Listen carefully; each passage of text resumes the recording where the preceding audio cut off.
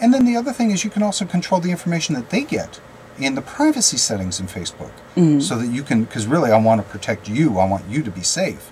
So you can protect what information is on there, on your profile. And how do you do that? In the privacy settings. If you go into Facebook, it's on the top on right hand side, and you drop down to settings, and you can kind of control individually or in groups or whatever you want. So your friends and family or distant family, you can give them a different privacy so they can't tell, you know, here's my email address, here's my phone number. So you can kind of control that. Oh, okay. Well, that's good to know. Yeah. That's very good to know. Let's move on to Flickr. Flickr, I love. Yes. Flickr's the photos that you take, and you can make your little photo albums. Right. Well, and really, you can take a lot of pictures, and Flickr is free, and you can upload them. You can upload short videos into Flickr. Flickr is not just photo storage. It is also a networking thing, and that's the beautiful thing. How is that used for networking? Because people can actually find your picture, find you, and find your pictures. That's a little scary. But now wait a second. Just the same way like Facebook, you can set the privacy. This is only going to go to my friends and family. This is only going to go to my contacts. Or this is invisible to everybody, and it's just mine. So you can set all three of those for every individual picture or sets or whatever you want to do in Flickr. But great way to show, and especially since we're all separated, here's my daughter's birthday party, here's this, here's that, and a great way to share all these different things. That we have digital cameras, we take hundreds of pictures, throw them up into Flickr and share them with the people that are important.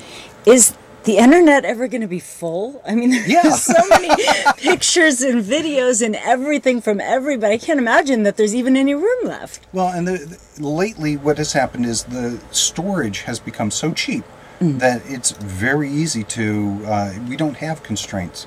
So storage has become very simple, very easy to have as unlimited storage because it has become cheap. So all your photos, everything like that, your videos, that's why, you know, you could...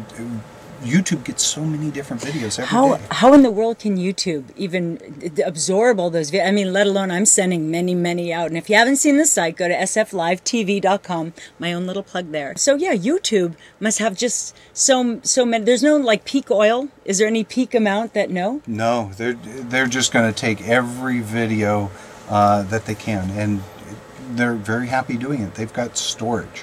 Every water skiing hamster is going to be on video up on YouTube. Let's go on to LinkedIn. What is LinkedIn and why would I need that? Well, let me equate this way. To a business person, anybody who's in business, LinkedIn is your resume.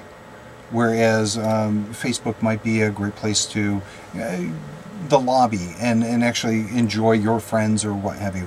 LinkedIn tends to be much more business oriented. So if you're in business, probably what you did was you went to LinkedIn and you created a profile, and that's it. You stopped and you left it, and you're done with it.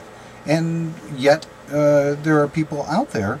LinkedIn is a valuable resource if you're in sales, if you're looking to make new connections. LinkedIn is a fabulous place. Why is that? Because demographically, you can search.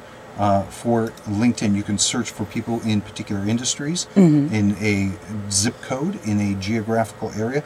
Job search, you can do a great job search. You can look for titles. I want to find somebody who is a vice president. I could search LinkedIn and pull up every vice president in a particular zip code. And that's the beautiful thing about LinkedIn. So that's more like just static fishing, where you throw it out and let the little bobbin float and the little worms on the hook, and you put the pole down and you just walk away and wait for nibbles. Yes. Absolutely. So okay, whereas Facebook fishing, which is really great, I'm your friend, I'm going to go check out your friends, and oh my gosh, I know that person, and I'm going to go friend them because they know this person, and you actively can use that to find so many people. Well, and actually all of social media, what you can do is you can, and that's the part, the voyeuristic part, is you can see my friends and then follow my friends.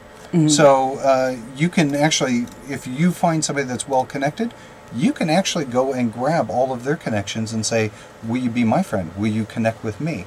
And you can kind of piggyback off of somebody else's success. Oh, very good. Very good. We have some more that I'm not really sure of that you're telling me about. I'd like to know what a geotag is. Well, geotagging, good question, because we brought up YouTube. And in videos in particular, what happens is in your video, you shot it out here, let's use this Valencia Market. So I shot this video on Valencia Market. I put it up into YouTube. Now what I do is I tell YouTube that this is where it is. And let's talk about GPS coordinates. So you have longitude and latitude. Here's where it is. Or in YouTube, it makes it kind of pretty easy. It says, what's the street address? And so you can actually geotag, and it'll pull it up in Google Maps, because guess who owns YouTube? Google does. Really? Okay. Oh, yeah. So then what happens is you can geotag that video. And that's great. It's in YouTube, and you're telling the world this is where it is. But in Google Maps, it also shows up. Is Google Maps the one where it comes down, like from space down into the street, and then you can do the little look around and catch people with their lattes, like walking by, right? Google Earth. Google Earth, that's so Earth. Crazy. You can see in windows, and they're watching Seinfeld in there, and I mean, it's really clear. Oh, yeah. That's how do they do that? They take a little van and drive around and just keep snapping? Or? No, now you're talking about the street view on Google Maps. Yes. Okay, so the street view is actually vehicles that drive around. I did a short little interview with one of them, but they wouldn't let me put it up. They wanted to keep themselves private. But they're little cars, and they have this little thing, this camera that goes all around, and they just drive down streets, and it automatically is collecting everything. Yeah. It's kind of scary to me. It's kind of Little scary. Big Brother? It's a little Big Brother to me, I have to admit. And it just all of a sudden came crashing. I mean, when did Facebook actually start? My friends were poking me and poking me and poking me until I finally joined Facebook. Yeah. But when did this all start? Probably about 5 years ago. I think they just had a birthday. I don't want to say it was 5 years ago. Happy birthday, Facebook. Yeah. Very good. 5 years Twitter ago. had a birthday too. It's, I think, 3 years old or so. Why did I only hear about tweeting now? I mean, because Congress was tweeting or somebody. Well, yeah, that's amazing to me. And how were they tweeting? They were during Obama's speech. On their smartphones. On their smartphones. Okay. Yeah, how does somebody So whether tweet? it's a BlackBerry or an iPod or an iPhone, what they're doing is all of these social media sites have applications that work on smartphones. And so with your smartphone, somebody has made something that is very easy for you to Twitter, to take a picture and put it up into Flickr or LinkedIn or any of these things. Very simple.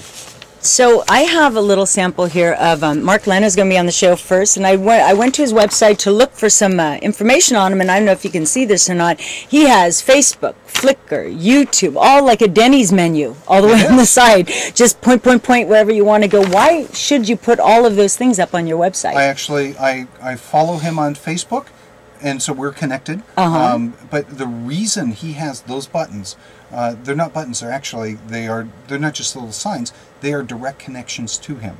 And this is where social media. What ends up happening is, I like YouTube, and you like something different. And really, being on all these different networks might be a little cumbersome for Mark, but it's very important for people who want to connect to him. And so he's making it in the easiest way. If I come across him, how do I connect with him on LinkedIn or Facebook or YouTube? That's what those are. Those are widgets, so that I can very quickly go right to his Facebook profile. I don't have to look for him. He's directing me right to him. So Mike, if all of these things are free for us to join, Flickr, you can get Twitter, Facebook, all these, LinkedIn, YouTube, why would I need you to help me as a consultant if they're all free? Well, if you're just a regular consumer, no, you don't need me. If you're in sales, and of course your sales are down because everybody's sales are down. It's just the way life is. Right now, what happens is I'm coming in and I'm teaching sales staff how to use social media and effectively look for the clients that they had or the clients that they would like to have, and connect and engage with them. Because ultimately, it's all about engaging with them, and that's kind of what I'm doing for an individual. And so, really, it's using social media correctly and kind of coaching and setting up a social media plan for them. Mike Mueller, very good, from areweconnected.com. You can go there and check out the blog, as well as other information for what Mike offers. Thank you for being with us today.